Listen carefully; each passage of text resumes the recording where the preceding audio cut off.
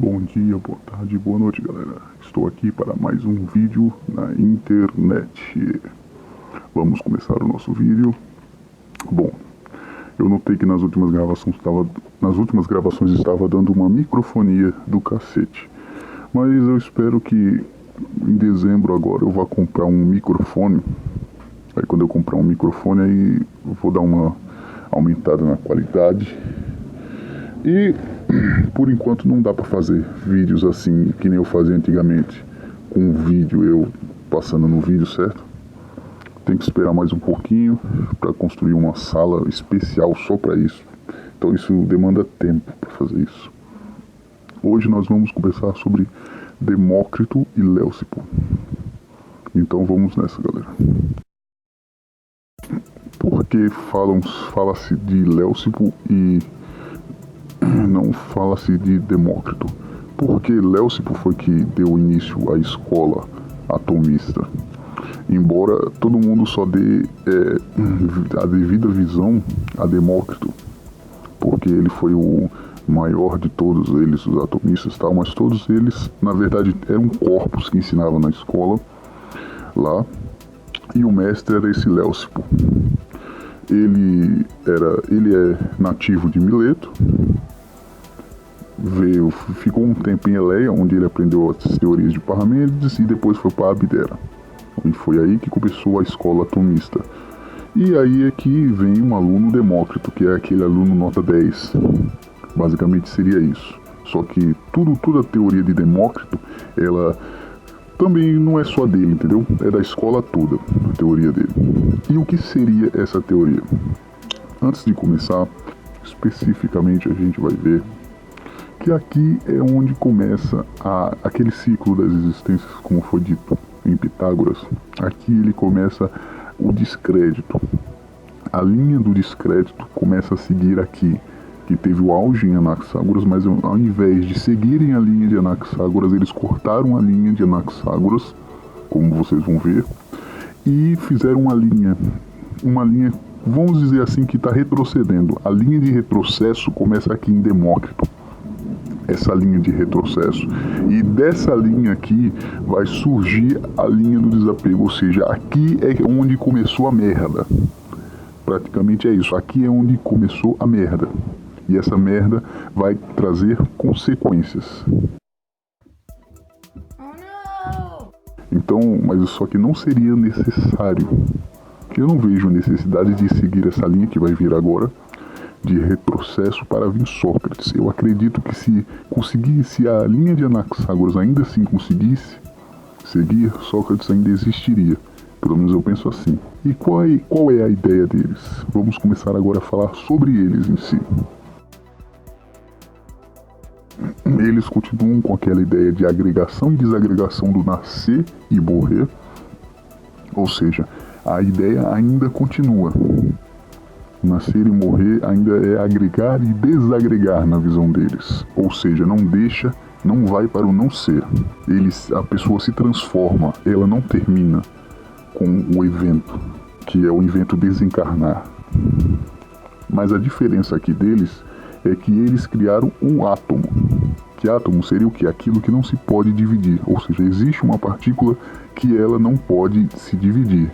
E essa partícula ela é imutável, ela é incriada e ela é indestrutível. Quer dizer, às vezes não. A única diferença dela é que existem várias formas geométricas, ordens e posições. Então essa é a ideia desses atomistas. Vamos levar um pouquinho para o Anaxágoras ou Empédocles. Empédocles dizia que são 4 elementos indivisíveis, certo? Anaxágoras falava das sementes, que poderiam ser tanto em qualidade quanto quantidade, se dividirem, certo? Aqui não. Aqui só existe quantidades diferentes. A qualidade ela é imutável. O átomo ele não pode se dividir.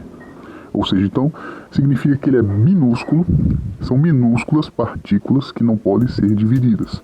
Tanto é que ele diz que são infinitos corpos, que são invisíveis porque são muito pequenos, lembrando que não são invisíveis por serem imateriais, mas são invisíveis por serem pequenos em volume e não podem ser divididos. Então essa é a primeira ideia que precisa ter.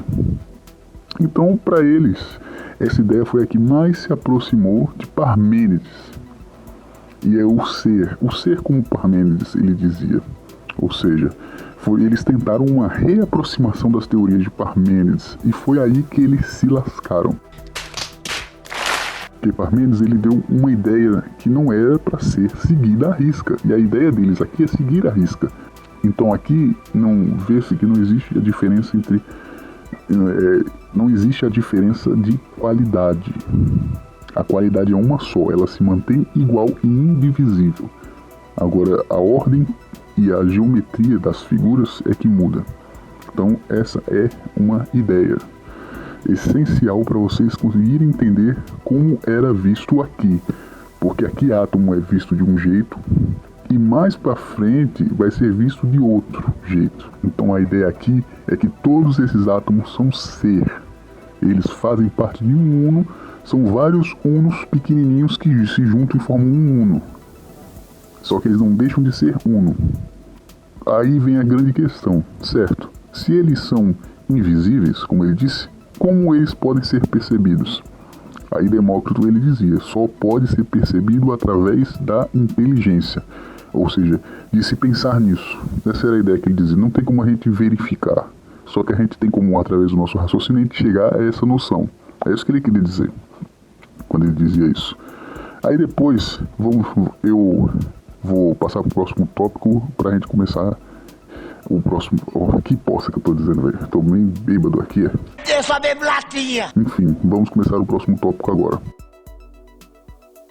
O pessoal da escola atomista acreditava que o átomo pressupõe o vazio. Ou seja, para existir átomo, precisa existir vazio para ele poder rodar nesse vazio. Essa era a ideia principal.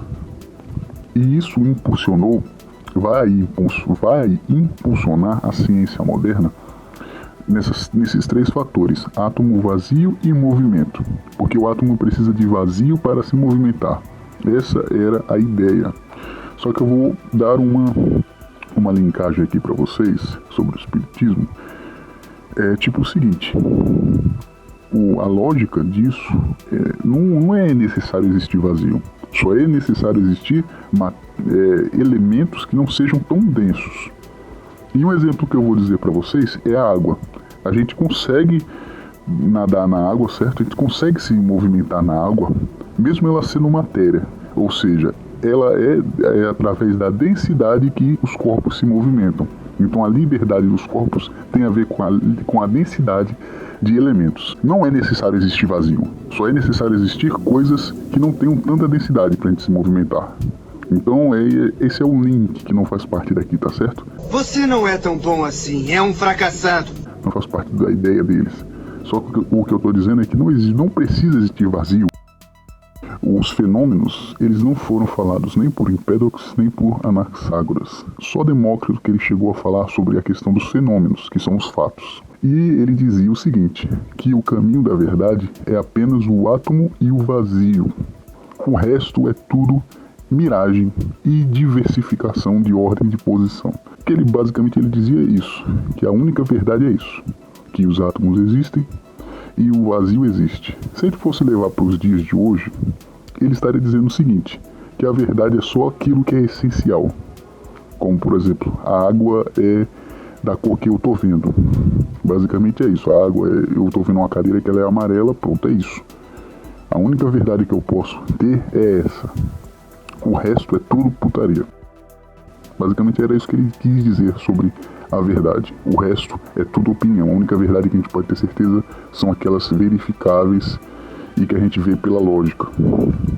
O resto é tudo putaria. Então basicamente é isso que ele disse. Agora vamos falar sobre os tipos de movimento. Primeiramente, o átomo ele possui 3 movimentos segundo a Demócrito e os atomistas. O movimento caótico, que é o primeiro movimento primogênito de todos, o movimento vertiginoso, que é o agrupamento e o desagregamento, que ele chama assim, e o eflúvio, o que ele chama de eflúvio são aqueles átomos que se desprendem para que gerar as sensações. Mó brisa, mano, tá ligado? Mó brisa mesmo. Então esses daí são os 3 movimentos básicos. E ele também acreditava na pluralidade dos mundos. Então ele acreditava que existiam vários mundos, inclusive mundos que são parecidos com outros. Exatamente pela regra de serem iguais, aí existem mundos que vão sair a cópia perfeita. Então basicamente ele dizia isso daí, que existia coisas que são parecidas demais, como se fosse a cópia perfeita. Então essa era a ideia que ele passava. E como vocês podem ver, a inteligência aqui não cria nada. A ideia deles foi aqui que começou a putaria. Ele dizia que era, tanto é que eles diziam-se que eles eram os mestres do acaso, porque aqui ele diz que a inteligência é criada do nada. Simplesmente a matéria começa a se agrupar e a inteligência se cria através desse agrupamento. Ou seja, do nada, os átomos estão lá se mexendo, aí eles se juntam e pum, pronto, a inteligência foi criada. Olha só, amiguinhos. É meio sem lógica isso, mas só que na época, tipo, para eles estavam abalando. Estão dizendo basicamente o seguinte, que a ordem é mecânica, ou seja, era lá caótica, e sem querer uma bateu no outro e pum, inteligência. Bosta, olha a bosta aí, moço. E nós vemos na realidade que até aquilo que é criado, até aquilo que é descoberto por acaso não é perfeito.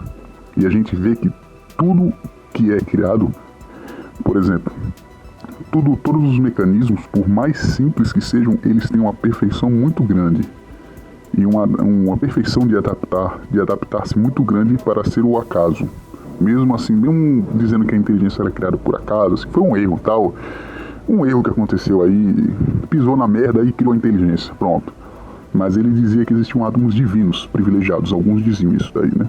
Que eles eram lisos, esferiformes e ígneos. Então ele dizia que existiam esses átomos aí que criavam a alma, esses tipo, átomos que criam a alma, tipo, putz, fazer o que, né?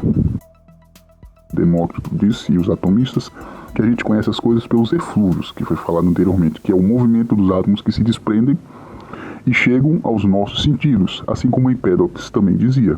Então, semelhante reconhece o semelhante. E o conhecimento sensorial, ela é uma opinião, e o conhecimento inteligível é a verdade. O que ele fala sobre inteligível é a reflexão sobre aquilo, por exemplo, sensorial. O sensorial seria aquilo é quente. Uma pessoa que diz aquilo é quente, não é a mesma coisa que uma pessoa que está do lado dela, que pode dizer que eu não acho quente, está frio. Você já viu muitas vezes acontecer isso daí? E é um exemplo que o livro cita. E realmente é verdade, tem gente que não sente calor, tem gente que não sente frio, apesar de estar frio, então é isso que ele chama de opinião. E o conhecimento inteligível, que seria a verdade, seria aquilo que ele disse anteriormente, certo? Átomo e vazio. O resto é tudo opinião. Então essa é a ideia dele. Ele também acreditava que a alma era a morada da nossa sorte. Ela era a raiz da felicidade e da infelicidade. Quando ele diz isso daí, ele diz que, foda-se, a sua alma é que é infeliz, ou seja, tá tudo dentro da tua alma. Tua alma é que causa seus problemas, e a sua sorte, a sua infelicidade, tudo isso é sua alma. Então basicamente é isso. Começou aqui uma ideia também de Polis, quando ele dizia que a pátria do sábio é toda pátria, esse tipo de coisa, enfim. Aqui a gente termina o nosso querido Demócrito e a merda vai continuar. Então se preparem, porque agora vão ter os regressistas na próxima aula. Então até a próxima, gente. Compartilhe, dê joinha e até mais.